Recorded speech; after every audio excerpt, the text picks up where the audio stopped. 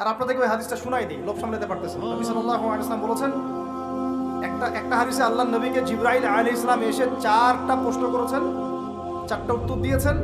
শেষেরটাতে তিনি বলেছেন কিয়ামত কবে হবে আমি জানি না, মাল মাসউলু আনহা বিআলামি মিনাস সাইল। প্রথমে ছিল ইসলাম কাকে বলে, ঈমান কাকে বলে, ইহসান কাকে বলে, তারপরে প্রশ্ন করেছেন কিয়ামত কবে হবে, তিনি বলেছেন আমি জানি না। মাল মাসউলু আনহা বিআলামি মিনাস সাইল।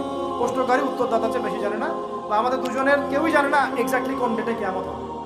পঞ্চম প্রশ্ন তিনি করছেন আরেকবার, যে ফাখবিরনি আন আমারাতিহা, তাহলে কিছু মানে আলামত বলে দেন, কিয়ামতের কি বলে দেন, কিছু নিদর্শন বা আলামত বলে দেন। নবী সাল্লাল্লাহু আলাইহি ওয়াসাল্লাম এমন 2টা আলামত বলেছেন যার সাথে বর্তমান বিশ্বের প্রত্যেকটা বড় বড় শহর মিলে যাবে, প্রত্যেকটা বড় বড় শহর, এমনকি আমাদের ঢাকাও।